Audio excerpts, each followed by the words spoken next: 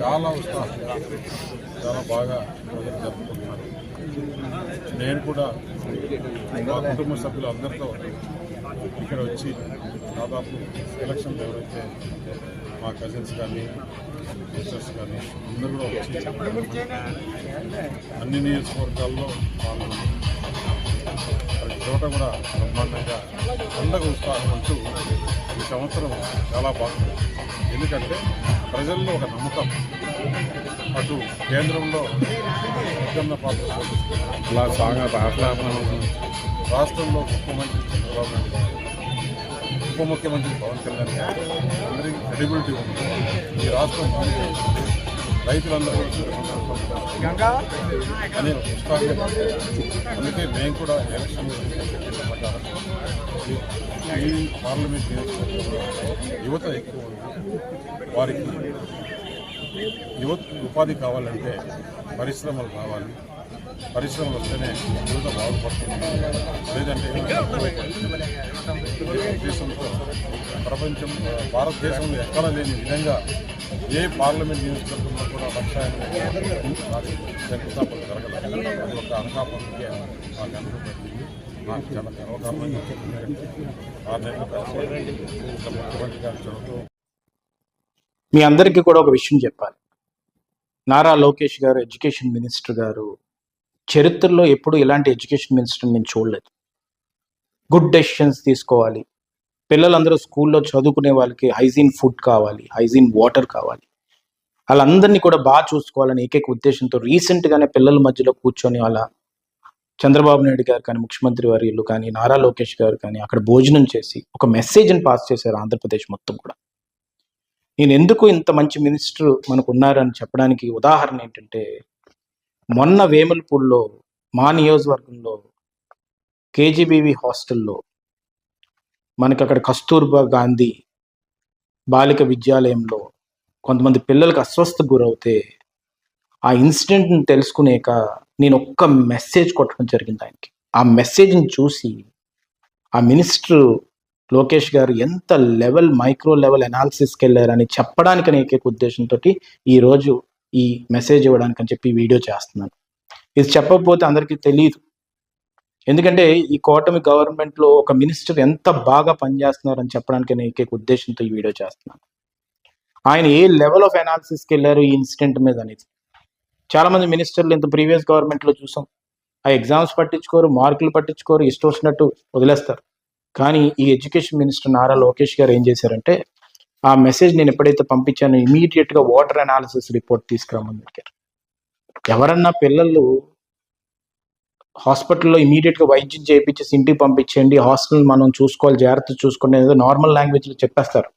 కానీ ఒకటే చెప్పారు ఆయన అధికారులకి, ఇక్కడ కలెక్టర్ కానీ ప్రతి ఒక్కరికి కూడా, ముందు దీనికి బాధ్యత వహించిన వాళ్ళు ఎవరైతే నెగ్లిజెన్స్ ఉందో ఆ నెగ్లిజెన్స్ ఉండే వ్యక్తిని ముందు అర్జెంటుగా సస్పెండ్ చేయమన్నారు. ఆ నెగ్లిజెన్స్ ఏంటి అని తెలుసుకోవడానికి దానికి ఒక రిపోర్ట్ అనాలిసిస్ పెట్టమంటే, ఆ నెగ్లిజెన్స్ ఏంటంటే ఆ జరిగిన ఇన్సిడెంట్ని వాళ్ళ స్కిన్ కాపాడుకోవడానికి అనే ఉద్దేశంతో అక్కడ వి శాంతి అనే ఒక ప్రిన్సిపల్ దాని ఇన్ఫర్మేషన్ ఎక్స్పోజ్ చేయకుండా అక్కడ ఉన్న పిహెచ్సిలోని నార్మల్గా ఆమె వైద్యం చేయించి పంపించేద్దామని ఆలోచించారు. అది తెలుసుకొని ఆమెను ఇమీడియట్గా సస్పెండ్ చేయడం ఏకైక ఉద్దేశం ఏంటంటే, దాని వెనక ప్రతి ఒక్కరికి ఒక మెసేజ్ ఇవ్వాలి. స్ట్రింజెంట్ రూల్స్ గవర్నమెంట్లో ఉన్నాయి. పిల్లల ప్రాణాన్ని స్టేక్ మీద పెడితే కానీ, పిల్లల ప్రాణాలని ప్రాబ్లం చేస్తే కానీ వాళ్ళ కఠిన చర్యలు ఉంటాయని ఏకైక ఉద్దేశంతో ఇది చేయడం జరిగింది. దీని మీద మళ్ళీ ఒక రిపోర్ట్ జనరేట్ చేసిన తర్వాత యాక్షన్ తీసుకున్నారు. అందుకో ఆ ప్రిన్సిపల్ గారు దాన్ని ఎక్స్పోజ్ చేయకుండా దాయడం వల్ల ఆమెకి ఈ పనిష్మెంట్ రావడం జరిగింది. అయితే ఇప్పుడు ఈరోజు చూసుకుంటే ఆయన ఏ లెవెల్ ఆఫ్ అనాలిసిస్కి వెళ్ళారంటే, వాటర్ అనాలిసిస్ రిపోర్ట్ అని ఒక రిపోర్ట్ తీసుకొచ్చారు. అది ఇక్కడ అయ్యన్న పాత్ర గారు కానీ, మేము కానీ, లేకపోతే ఎవరైనా కానీ ఆ ఫుడ్ బాగుందా, హాస్టల్లో పరిసరాలు ఎలా ఉన్నాయి, అక్కడ ఏం నడుస్తుంది, ఇవన్నీ మేము చెక్ చేస్తాం. కానీ వాటర్ అనాలిసిస్ రిపోర్ట్ తెప్పించాలన్న ఆలోచన మాకు రాల. ఆయన ఇమీడియట్గా ఆ వాటర్ అనాలిసిస్ రిపోర్ట్ తీసుకురావడం వల్ల, this drinking water is unsatisfactory for drinking purpose as the presence of MP and count of coliform bacteria ఉంది కాబట్టి is unsatisfactory for drinking purpose అని చెప్పి క్లియర్గా ఈ రిపోర్ట్లోని రాయడం జరిగింది. OHT, overhead tank water, is nil residual chlorine. So periodical cleaning of OHT and regular adequate chlorination with ISI grade bleaching powder, sodium hypochlorite solution is suggested అని చెప్పి ఒక report ఇవ్వడం జరిగింది. దీంట్లో RC levels should be monitored by the PHC paramedical staff by using chloroscope and maintain the logbook of residual chlorine levels అని చెప్పడం జరిగింది. దీంట్లో సోర్స్ కనుక్కోవడానికి వాటర్ అనాలిసిస్ రిపోర్ట్ తీసుకొచ్చారు ఆయన. ఆ సోర్స్ కనుక్కోవడం వల్ల ఆ సోర్స్ వెంటనే we can get rid of the bacteria. అప్పుడు మొత్తం అందరూ సేఫ్ ఉంటారు. రేపు ఫ్యూచర్లో కూడా ఏంటి ప్రాబ్లం, సోర్స్ ఏంటి, OHTని ఈ విధంగా మెయింటైన్ చేయొచ్చు అని ఒక లాగ్ బుక్ మెయింటైన్ చేస్తారని చెప్పి ఆ పారామెడికల్ స్టాఫ్ ఎవరైతే ఉందో క్లోరోస్కోప్ పెట్టి అని అనాలిసిస్ చేస్తారు అని చెప్పి ఇవన్నీ కూడా అంత డీప్ మైక్రో అనాలిసిస్ చేయడం అనేది చిన్న విషయం కాదు.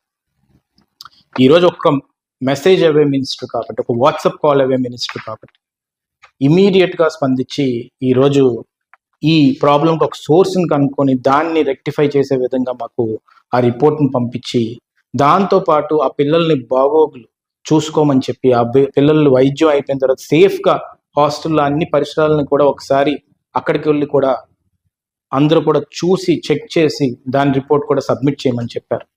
సో ఇలాంటి మినిస్టర్ ఉండడం ఆంధ్రప్రదేశ్కి అదృష్టంగా భావించాలి. ఇలాంటి ఎడ్యుకేషన్ మినిస్టర్ ఉండడం అనేది ఫ్యూచర్ కిడ్స్ అందరికీ కూడా మంచి ఫ్యూచర్ ఉంటుందనే ఏకైక భావంతో ఈ మెసేజ్ అందరికీ తెలియాలి. ఇలాంటి మైక్రో అనాలిసిస్ లెవెల్లో మీ అందరికీ కూడా ఒక హెల్తీ ఎకోసిస్టమ్ మెయింటైన్ చేయాలనే ఏకైక ఉద్దేశంతో ఈరోజు ఎడ్యుకేషన్ మినిస్టర్ గారు భావిస్తున్నారు. దానికి ఈరోజు వి శాంతి గారు ప్రిన్సిపల్ గారిని ఇమీడియట్గా అక్కడి నుంచి తీసేయడం జరిగింది. హాస్టల్ కూడా బాగా మెయింటైన్ చేయాలని చెప్పి ఆర్డర్స్ ఇవ్వడం జరిగింది. పిల్లలు సేఫ్గా ఉండాలని హెల్త్ రిపోర్ట్ తీసుకొచ్చి వాళ్ళ బాగోగులు కూడా వాళ్ళని పర్సనల్గా చూడడం జరుగుతుంది.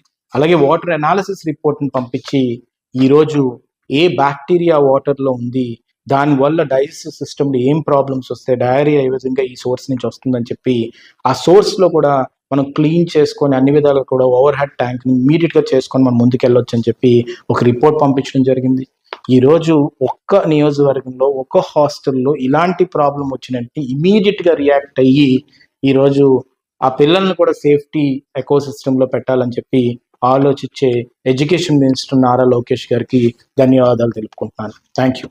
దాంతో ఈరోజు బీజేపీ కేంద్రంలో ఉన్న నరేంద్ర మోడీ కానీ రాష్ట్రంలో ఉండే వాళ్ళు కానీ ఈరోజు చర్యలు ఉన్నాయి. దీన్ని సిపిఎం పార్టీగా ఖండిస్తూ ఉన్నాం. ఇప్పటికైనా స్టీల్ ప్లాంట్కి న్యాయం చేయాలి. ఎందుకంటే ఈరోజు స్టీల్ ప్లాంట్ ఉన్నది కనుక విశాఖపట్నం ఒక ఆర్థిక రాజధానిగా ఆంధ్రప్రదేశ్కి ఉంది. ఈరోజు పబ్లిక్ సెక్టర్ మొత్తం పోయినట్టయితే మొత్తం విశాఖపట్నం మొత్తం పోయే పరిస్థితి వస్తుంది. కనుక ఆర్థికంగా రాజధాని మీరు చెప్తా ఉన్నారు కనుక ఖచ్చితంగా ప్రభుత్వ రంగాన్ని కాపాడాలని సిపిఎం పార్టీగా డిమాండ్ చేస్తూ ఉన్నాం. నా పేరు గండి నారాయణ బాబు. నేను ఆంధ్రప్రదేశ్ రైతు సంఘం అనకాపల్లి జిల్లా కోశాధికారిని. ముఖ్యంగా విశాఖ ఉక్కు ఆంధ్రుల హక్కు అని పోరాడి సాధించుకున్నటువంటి విశాఖపట్నం స్టీల్ ప్లాంట్ని అమ్మేయాలని చెప్పి కేంద్ర ప్రభుత్వం 4 సంవత్సరాల క్రితం ప్రకటించింది. 4 సంవత్సరాలుగా అటు స్టీల్ ప్లాంట్ కార్మికులు కానీ ఇటు రైతాంగం విశాఖపట్నం ప్రజలు పెద్ద ఎత్తున పోరాడుతున్నారు. ఇక్కడ జీవీఎంసీ దగ్గర అట్లాగే విశాఖ స్టీల్ ప్లాంట్ గేట్ దగ్గర. కానీ కేంద్ర ప్రభుత్వం ఈ స్టీల్ ప్లాంట్ని ఎలాగైనా అమ్మేయాలని చెప్పేసి 3 లక్షల కోట్ల రూపాయలు విలువైనటువంటి స్టీల్ ప్లాంట్ 30,000కి అమ్మేయాలని చెప్పి నిర్ణయం చేసింది. 32 మంది ప్రాణ త్యాగాలతోటి ఈ స్టీల్ ప్లాంట్ని పోరాడి సాధించుకున్నాం. 22,000 ఎకరాల భూమి 64 గ్రామాలకు సంబంధించినటువంటి 16,500 మంది రైతులు ఈ భూములను దానం చేశారు. కానీ ఈ భూముల్ని ఈరోజు అధికారంలో ఉన్నటువంటి కేంద్ర ప్రభుత్వం అలాగే ఈ రాష్ట్ర ప్రభుత్వం కుమ్మక్కై కారు చౌకగా ఈ భూముల్ని పెద్దోళ్ళకి అప్పచెప్పేయాలని చెప్పేసి ఈ స్టీల్ ప్లాంట్ అమ్మేయాలని చెప్పి ఏదైతే నిర్ణయం చేశారో ఈ నిర్ణయానికి వ్యతిరేకంగా కార్మిక కర్షక మైత్రితో పెద్ద ఎత్తున పోరాటం జరుగుతుంది. అదేవిధంగా ఢిల్లీలో పెద్ద ఎత్తున పోరాడారు రైతులు, పెద్ద ఎత్తున పోరాడారు. రైతులకి కార్మికులు అక్కడ సహకారం అందించారు. 3 రైతు వ్యతిరేక చట్టాలను రద్దు చేసుకున్నాం కార్మిక కర్షకుల మైత్రితో.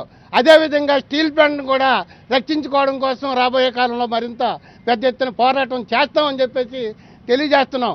ఎందుకంటే విశాఖ స్టీల్ ఉంటేనే ఈ ఆంధ్ర రాష్ట్రంలో ముఖ్యంగా విశాఖపట్నం పరిసరాల్లో ఉత్తరాంధ్ర అభివృద్ధికి ఇది దోహదం చేస్తుంది. ఈరోజు విశాఖపట్నం స్టీల్ ప్లాంట్ నిర్మాణానికి రైతాంగం నీరిచ్చారు.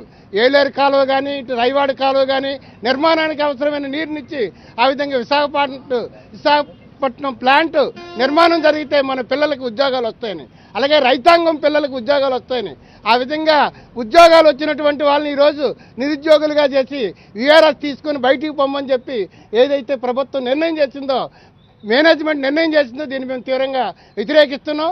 రాబోయే కాలంలో పెద్ద ఎత్తున కార్మిక కర్షక మైత్రితో పోరాటాన్ని ఉధృతం చేస్తామని చెప్పేసి మీ ద్వారా హెచ్చరిక చేస్తా ఉన్నాం. నా పేరు భానుమూర్తి అండి. Steel plant CITU vice president, పరిరక్షణ పోరాట కమిటీ సభ్యుడిని. విశాఖపట్నం స్టీల్ ప్లాంట్ని మూసేస్తాం లేకపోతే ప్రైవేటు పరం చేస్తామని చెప్పి ప్రకటించి జనవరి 27కి సుమారు 4 సంవత్సరాలు అవుతుంది. ఈ 4 సంవత్సరాల కాలంలో స్టీల్ ప్లాంట్ని ధ్వంసం చేయడానికి ప్రభుత్వం చేయని కుట్ర లేదు. కార్మికులు జీతాలు ఇవ్వడం మానేశారు. 4 నెలలుగా జీతాలు ఇవ్వట్లేదు. అలాగే కార్మికులకు రావాల్సిన అవసరం అలవెన్స్ కానీ ఇతర సౌకర్యాలు కానీ కట్ చేశారు. రెండో వైపు ప్లాంట్ ప్రొడక్షన్ తగ్గించారు. ప్లాంట్ పూర్తిగా నిర్వీర్యం చేస్తున్నారు. ఇది కాకుండా స్టీల్ ప్లాంట్లో వీఆర్ఎస్ ప్రకటించారు. ఇప్పటికే తగ్గిపోయిన మ్యాన్ పవర్ని మరింత తగ్గించి ఈ స్టీల్ ప్లాంట్ని కుదేలు చేసి పక్కన ఉన్న మిట్టలకు పూర్తిగా సహకరించాలని చెప్పి ప్రయత్నం చేస్తున్నారు. దీనిలో భాగంగానే నక్కపల్లిలో మెటల్ స్టీల్ ప్లాంట్ తీసుకొచ్చి పెడతామని చెప్పి ప్రకటించారు. ఒక పక్క విశాఖపట్నం స్టీల్ ప్లాంట్ ఉంటుండగా మరో పక్క మెటల్ స్టీల్ ప్లాంట్ని ఏ విధంగా తీసుకొచ్చి పెంచుతారని చెప్పి మేము ప్రశ్నించాం. అలాగే ఇటీవల చంద్రబాబు నాయుడు గారు మోడీ గారిని కలిసి మెటల్ స్టీల్ ప్లాంట్కి కావాల్సిన ఐరన్ ఓర్ కావాలని చెప్పి అడిగినట్టుగా ఆయన స్వయంగా ప్రకటించారు. దానికోసం స్లెర్రీ పైప్ లైన్ వేస్తామని ప్రకటించారు. కానీ స్టీల్ ప్లాంట్ కావాల్సిన ముడిగరు గనుల్ని 40 సంవత్సరాలుగా కార్మికులు కోరుతున్న ప్రభుత్వం హామీ ఇచ్చినప్పటికీ కూడా ఇప్పటికీ కూడా నెరవేరలేదు. ఈ విధంగా చేస్తూ కార్మికుల్ని ఈరోజు నడ్డోడి మీద నెట్టారు. నిన్నే Visakha steel plant main gate దగ్గర కార్మికులంతా కూడా అర్ధనగర ప్రదర్శన చేయాల్సిన దుస్థితికి ఈరోజు ప్రభుత్వం కార్మికులు నెట్టింది. ఇటువంటి పరిస్థితి అనేది ప్రభుత్వం చేపట్టడం అనేది చాలా కర్తవ్యం కాదు. మన చంద్రబాబు నాయుడు గారు విశాఖపట్నంలో చెప్తున్నారు విశాఖని ఆర్థిక రాజధానిగా చేస్తారని చెప్పారు. మీరు ప్రభుత్వ రంగాన్ని ధ్వంసం చేస్తూ విశాఖపట్నాన్ని ధ్వంసం చేస్తూ ఈ స్టీల్ ప్లాంట్ మీద ఆధారపడి బతుకుతున్న సుమారు 1,00,000 కుటుంబాలను రోడ్ల మీద ఇచ్చి విశాఖను ఏ విధంగా ఆర్థిక రాజధాని చేస్తారని చెప్పి మేము ప్రశ్నిస్తున్నాం. మీరు స్టీల్ ప్లాంట్ అనేది చాలా కీలకమైంది. దేశ ఆర్థిక అభివృద్ధికి కానీ పారిశ్రామిక అభివృద్ధికి కానీ ఉక్కు అనేది ఒక వెన్నెముక. మీరే ప్రకటించారు, కేంద్ర ప్రభుత్వం ప్రకటించింది భారతదేశానికి 2030 నాటికి 300 మిలియన్ టన్నుల స్టీల్ అవసరమని చెప్పారు. కానీ ఈ రోజు కూడా 150 మిలియన్ టన్నులు కూడా మనం ప్రొడ్యూస్ చేయలేకపోతున్నాం. కానీ 300 మిలియన్ టన్నులు ప్రొడ్యూస్ చేయాలని చెప్పి మీరు లక్ష్యం పెట్టుకున్నారు తప్ప, కానీ విశాఖపట్నం స్టీల్ ప్లాంట్ లాంటిదని మూసేసి మీరు ఆ లక్ష్యాన్ని ఏ విధంగా చేరుకుంటారని చెప్పి మేము ప్రశ్నిస్తున్నాం. ఉక్కును అభివృద్ధి చేయండి, స్టీల్ ప్లాంట్ అభివృద్ధి చేయండి, మరిన్ని పరిశ్రమలు కట్టండి, మరింత యువతకి ఉపాధి కల్పించండి. అప్పుడే ఆర్థిక రాజధానిగా విశాఖపట్నం కానీ రాష్ట్రం కానీ అభివృద్ధి చెందుతుందని చెప్పి తెలియజేస్తూ మీ యొక్క విధానాలు మార్చుకోవాలని చెప్పి ఈ పండుగ సందర్భంగా మీరు చాలా ఉత్సాహంగా పండుగలు జరుపుకున్నారు. చంద్రబాబు నాయుడు గారు నారావారపల్లిలో పండుగలు జరుపుకున్నారు. మీ పవన్ కళ్యాణ్ గారు పిఠాపురం వెళ్ళి పండుగలను ఆనందంగా జరుపుకున్నారు. మోడీ గారు ఢిల్లీలో కిషన్ రెడ్డి గారి ఇంటికి వెళ్ళి సంక్రాంతిని జరుపుకున్నారు. అలాగే ఇక్కడున్న ఎమ్మెల్యేలు భీమవరం ప్రాంతానికి వెళ్ళి పండుగలు జరుపుకున్నారు. కానీ కార్మికుల్ని ప్రజల్ని నడ్రోడ్డు మీద పెట్టి పండుగ అనేది లేకుండా చేస్తున్నారు. ఇటువంటి పరిస్థితి అనేది మీరు మార్చుకోండి. ఈ రాష్ట్రానికి మీరు ఒక కీలకమైన అభివృద్ధి కారకులుగా మీరు నిలబడండి. ఈ రాష్ట్రాన్ని మీరు డెవలప్ చేయాలని చెప్పి మీకు అధికారం ఇచ్చారు. ఆ అధికారాన్ని సరైన దారిలో మీరంతా నిలబెట్టుకోవాలని చెప్పి శంకర్రావు గారి ఆఫీస్ మీద, శంకర్రావు గారి ఆఫీస్ అంటే ఆయన పెదకూరపాడు నియోజకవర్గాన్ని 5 సంవత్సరాల పాటు రిప్రజెంట్ చేశారు. ఆయన ఆఫీస్ అంటే చాలా మంది ఏదో పెదకూరపాడు అనుకుంటారు, కాదు. గుంటూరులో కూడా ఆయనకు ఒక ఆఫీస్ ఉంది. ఆ ఆఫీస్ మీద 13వ తారీఖున కొందరు వ్యక్తులు దాడి చేశారు. దాడి చేసి ఫ్లెక్సీలు దింపారు. చింపేసి ఆఫీసులోకి ప్రవేశించాలని ప్రయత్నం చేస్తే అక్కడ ఉన్నటువంటి మేనేజర్, ఆయన పేరు నరేంద్ర అడ్డుకుంటే ఆయన తలకాయ పగలగొట్టారు. ఆ నరేంద్రన్ తలకాయ పగలగొట్టడమే కాకుండా ఇంకా సుమారుగా 5-6 వాళ్ళు గాయపరిచారు. ఇది సింపుల్ ఇంజరీస్. దీని మీద ఇమీడియట్ గా పోలీసు వారి దృష్టికి తీసుకురావడం జరిగింది. పోలీసు వారు కేసు కూడా రిజిస్టర్ చేశారు, 324 రిజిస్టర్ చేశారు. ఆ తర్వాత చిత్రంగా ఏంటంటే వాళ్ళు కూడా కంప్లైంట్ ఇచ్చారు. ఇస్తే అది కూడా రిజిస్టర్ చేశారు. ఎవరి మీద? శంకర్రావు గారి మనుషుల మీద. ఇది ఇక్కడ జరిగినటువంటి విచిత్రం. వాళ్ళు వచ్చి శంకర్రావు గారి ఆఫీస్ మీద ఖమ్మంపాడుకు చెందినటువంటి తెలుగుదేశానికి చెందినటువంటి కార్యకర్తలు కానివ్వండి, రౌడీలు కానివ్వండి వచ్చి శంకర్రావు గారి మీద ఆఫీసు మీద దాడి చేసి తలకాయ పగలగొడితే, సరే మేము ఇచ్చిన కంప్లైంట్ మీద వాళ్ళు రిజిస్టర్ చేస్తే వాళ్ళు కంప్లైంట్ ఇచ్చి రిజిస్టర్ చేశారు. సరే ఎస్పీ గారికి అది కూడా దృష్టికి తీసుకువెళ్ళాం. అది ఫాల్స్ అయితే దాన్ని తీసేస్తామని వారు చెప్పారు. It is a falls. ఎందుకంటే మా ఇంటి మీదకి వచ్చి మమ్మల్ని కొట్టి మా మీద కేసు పెట్టే కొత్త సంస్కృతిని తెలుగుదేశం పార్టీ తీసుకొచ్చింది ఇవాళ. దాంతోపాటు ఎవరైతే నరేంద్ర ఇంజూర్డ్ పర్సన్ ఉన్నారో ఆయన పేర్లు చెప్తున్నప్పుడు 4 పేర్లు చెప్పిన తర్వాత 5 పేర్లు చెప్పిన తర్వాత దీనికి పేర్లు ఏం చెప్పాల్సిన అవసరం లేదులే, తదితరులను రాసుకుంటామని చెప్పేసి పోలీసు వారు రాసుకున్నారంట. అది తప్పు. ఎప్పుడైతే ఇంజూర్డ్ పర్సన్ ఏదైతే చెప్తాడో అది మొత్తాన్ని కూడా రాసుకుని రిజిస్టర్ చేయాలి కేసు. అలా కాకుండా పోలీసు లోయర్ లెవెల్లో ఇన్ఫ్లుయెన్స్ గురవుతా ఉన్నది. మా మీద దాడి చేస్తే మా మీద కేసులు పెట్టే పరిస్థితికి వస్తుంది. ఇది ధర్మం కాదు. ఇవాళ నేను చెప్పదలుచుకుంది ఏంటంటే, ఇప్పుడు 7 మాసాలు అయిపోయింది వాళ్ళు అధికారంలోకి వచ్చి. 7 మాసాలు చేయాల్సిన అరాచకాలన్నీ చేశారు. ఇళ్ల మీద పడి దాడులు చేశారు, కొట్టారు. ఇందాక చెప్పినట్టుగా సాంబిరెడ్డిని చిత్రహింసలు చేసి కొట్టారు. మళ్ళా ఇంతవరకు నేను మనవి చేస్తున్నా, 5 సంవత్సరాల పాటు రిప్రజెంట్ చేసినటువంటి శంకర్రావు గారు ఊళ్ళోకి వెళ్ళాలి. ఇంతవరకు వెళ్ళటానికి వీల్లేదంటున్నారు. వెళ్తే ఊరుకోమంటున్నారు, వెళ్తే కార్లు పగలగొడతామంటున్నారు, వెళ్తే దాడి చేస్తామంటున్నారు. What is this? ఏంటి, ఎక్కడున్నాం మనం? నాకు అర్థంగా 5 సంవత్సరాల పాటు ఆయన రిప్రజెంట్ చేశాడు అక్కడ ఒక శాసనసభ్యుడిగా. ఆయన అక్కడ రైతులకి వర్షాల వల్ల పంటలు దెబ్బతిన్నాయి పరిశీలిద్దామని వెళ్తానికి ఇక్కడి నుంచి బయలుదేరంగానే అక్కడ మా కార్యకర్తల కార్లన్నీ పాల్గొట్టేశారు. అంటే ఒక రకమైన హింసా ధోరణితో బెదిరించాలనేటువంటి ఉద్దేశంతో ఇవాళ పెదకూరపాడులో ఈ రకమైనటువంటి ప్రయత్నం జరుగుతుంది. ఇది సహించరానటువంటి అంశం. పెదకూరపాడు రిప్రజెంట్ చేసినటువంటి శంకర్రావు గారు పెదకూరపాడు వెళ్ళటానికి వీల్లేదనేటువంటి ఒక పద్ధతుల్లో తెలుగుదేశం నాయకులు ప్రవర్తించడం, దానికి పోలీసులు సహకరించడం సరైనటువంటి విధానం కాదు అని మనవి చేస్తున్నాం. దీని మీద మేమందరం కూర్చొని మాట్లాడుకుంటాం. ఖచ్చితంగా పెదకూరపాడు వెళ్తాం. పెదకూరపాడులో కార్యకర్తల మీటింగ్ పెడతాం. పోలీసులు దానికి రక్షణ కల్పించవలసినటువంటి బాధ్యత ఉంటుంది. ఏ చిన్న విషయం జరిగినా దానికి బాధ్యత వహించాల్సింది ఈ ప్రభుత్వం, పోలీసు యంత్రాంగం. ఏంటిది నాకు అర్థం కాల. ఈ సమాజంలో 5 సంవత్సరాల పాటు రిప్రజెంట్ చేసినటువంటి ఒక శాసనసభ్యుడు ఆ నియోజకవర్గం వెళ్ళటానికి వీల్లేదంటారా? వెళితే ఊరుకోరా? అరాచకం, ఆటవిక పరిపాలన జరుగుతూ ఉంది. దీనికి బాధ్యత వహించవలసింది ఎర్రబుక్కు మెయింటైన్ చేస్తున్నటువంటి లోకేష్ అని కూడా ఈ సందర్భంగానే మనవి చేస్తున్నారు. అతని కనుసన్నల్లోనే ఇవన్నీ జరుగుతూ ఉన్నాయి. చంద్రబాబు నాయుడు గారు కూడా గుర్తుపెట్టుకోండి, ఇది మరీ సరైనటువంటి విధానం కాదు. శంకర్రావు గారి మీద ఈ రకంగా కక్ష కట్టి మీరు ప్రయత్నం చేస్తున్నారు. Yes, we will face it. తప్పనిసరిగా మేము ఫేస్ చేస్తాం. ఏందని నాకు తెలియగలుగుతాను. మనకు సామెత లేదా, చిన్నప్పుడు పిల్లిని గదిలో పెట్టి కొడితే ఏం చేసింది పిల్లి? ఓసారి 2 సార్లు 3 సార్లు తొనలు తింటుంది. 4వసారి ఏం చేసింది? ఎగబడదా? మా పరిస్థితి కూడా అంతే. పెదకూరపాడులో ఎగబడాల్సిన పరిస్థితి వస్తుంది మాకు. ఆలోచించుకోమని కూడా ఈ సందర్భంగా నేను చెప్పదలుచుకున్నాను. ఎస్పీ గారిని కలిసి అన్ని రిప్రజెంట్ చేశాం. సాధ్యమైనంత వరకు కొంతమేరకు న్యాయం చేస్తారని మాకు నమ్మకం ఉంది. ఆయన న్యాయం చేయనిస్తారో లేదో మరి పైనుంచి మాకు తెలియదు. ఇవన్నీ చూస్తాం. ఇది రోజు రోజుకి ముదురుతున్నటువంటి సమస్యలు. అనవసరంగా అన్యాయంగా మా వైఎస్ఆర్ కాంగ్రెస్ పార్టీ నాయకుల్ని కార్యకర్తల్ని హెరాస్ చేస్తూ ఉంటే చూస్తూ సహిస్తూ ఊరుకోలేమని కూడా ఈ సందర్భంగా తెలియపరుస్తున్నాను. చెబుతాం, తర్వాత మాట్లాడుకున్న తర్వాత ఖచ్చితంగా అన్ని వివరాలు మళ్ళీ మీకు చెప్తాం శంకర్రావు గారితో మాట్లాడిన తర్వాత. ఇంకా ఏం కావాలి నీకు? ఆ ప్రెసిడెంట్ గారు అది కాదయ్యా, జరిగిన సంఘటన గుంటూరులో జరిగిన సంఘటన ఎక్కడ? గుంటూరులో. నేను గుంటూరు ప్రెసిడెంట్ని రెస్పాండ్ అయ్యా. మా నాయకులందరూ వచ్చారు, అందుబాటులో ఉండేవాళ్ళు. పండగ అయ్యా, అయినా సరే వచ్చాం. మీరు వచ్చారు కదా, ఏం చేయం? పండగలు కూడా మమ్మల్ని చేసుకొని ఇట్లా ఇళ్ళు పండగలు కూడా చేసుకునికుండా దాడులు చేసేటటువంటి కార్యక్రమాలు చేస్తున్నారు. ఏంటి అన్యాయం అని అడుగుతున్నాం మేము. అర్థం కాలా? పార్టీ అంతా ఐక్యంగా ఉంటుంది, ఒక్క తాటి మీదకి వస్తుంది.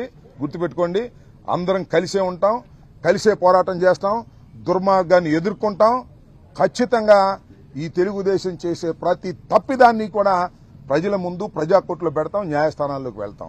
వదిలిపెట్టే ప్రశ్నే లేదు. 13వ తారీఖు సాయంత్రం సుమారు 6:30 టైంలో గుంటూరు మా పార్టీ కార్యాలయంపై కొంతమంది ఫ్లెక్సీలు దించి దాడి చేయడం జరిగింది. అక్కడ ఉన్న మా స్టాఫ్ని, మా కుర్రోళ్ళని కొట్టడం జరిగింది. వాళ్ళు ఈ సందర్భంగా దాన్ని కేసు ఫైల్ చేయమని 307 కేసు పెట్టమని ఎస్పీ గారిని, గుంటూరు ఎస్పీ గారిని కలవడం జరిగింది. అలాగే మా ఆఫీస్ మీదకి వచ్చి మా కుర్రోళ్ళని కొడితే కేసు మా కుర్రోళ్ళ మీద కేసు పెట్టడం జరిగింది. దాన్ని కూడా ఎస్పీ గారి దృష్టికి తీసుకెళ్లి మరి ఆయనకి వినతిపత్రం ఇవ్వడం జరిగింది. గతంలో ఎప్పుడు కూడా ఇలాంటి పెదకూరపాడులో దారుణమైన పరిస్థితులు లేవు. మరి ఇప్పుడు తెలుగుదేశం గవర్నమెంట్ వచ్చిన తర్వాత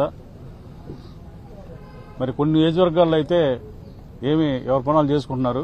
మరి పెదకూరపాడులో అయితే ఇదే పనిగా గొడవలు సృష్టించటం, సామిరెడ్డి గారిని కాళ్ళు చేతులు నరకటం, అలాగే వరదలు వచ్చినప్పుడు వాళ్ళని పలకరించడానికి వెళ్తే నియోజకవర్గంలోకి రానియకుండా అడ్డుపట్టడం, గ్రామాల్లో నాయకుల్ని బెదిరించటం, ఇదే పనిగా పెట్టుకొని ఈరోజు గుంటూరు పార్టీ ఆఫీసుకు కూడా మరి జనాలు రావటం, మరి ఎక్కడా కూడా మరి ఏం చేస్తున్నారో తెలియని పరిస్థితి ఈ పెద్దకూరపాడు నియోజకవర్గంలో. మరి గతంలో ఎప్పుడు కూడా శ్రీధర్ కూడా అక్కడ 10 సంవత్సరాలు ఎమ్మెల్యేగా చేశాడు, కన్నా లక్ష్మణ్ 20 సంవత్సరాలు చేశాడు. ఇలాంటి సిచ్యువేషన్లో నేను కూడా 5 సంవత్సరాలు చేశాను. మరి ఎక్కడా కూడా గొడవలు లేవు, ఎవరికి పని వాళ్ళు చేసుకునేవాళ్ళు. కానీ ఇప్పుడు ప్రభుత్వం వచ్చిన తర్వాత పెదకూరపాడు అనేది దారుణమైన పరిస్థితులు ఎదుర్కొంటుంది. ఇది ఇట్లాగే ఉంటే మా కుర్రోళ్ళు కూడా, మా కార్యకర్తలు కూడా ఎదురు తిరిగి చేసే పని త్వరలో ఉంటుంది. ఇలాంటి ఎన్నో రోజులు నిలబడదు. మీరేదో అనుకుంటున్నారు, దాన్ని మేము కూడా తిప్పికొడతాం. మీరేదో అనుకుంటున్నారేమో. ఈ నియోజకవర్గంలోకి మేము ఏదైనా చేసుకోవచ్చు. ఇక్కడ ప్రతిపక్షం లేకపోతే మా దోపిడీకి అదుపు ఉండదు అనుకుంటున్నారేమో. అన్నీ కట్టడి చేస్తాం. నియోజకవర్గం అభివృద్ధి చేయాలి, కానీ ఇలాంటి చేష్టలు చేసి ఆ ఉన్న పదవికి ఇలువ బాగొట్టుకోవద్దని చెప్పి నేను మరొకసారి మీ ద్వారా నేను తెలియజేస్తున్నాను.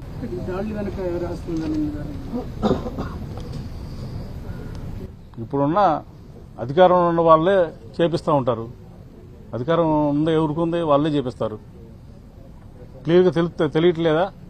కాళ్ళు చేతులు నరికింది ఎవరు, దాడులు చేపిస్తున్నవారు తెలియదా మీకు? వాళ్ళు ఏం పనులంటే ఒకసారి ఆగిపోవాలి నియోజకవర్గంలో. ఆ మాత్రం తెలియదా? ఎవరు చేపించేది? సార్ ఆలోచన చేయండి.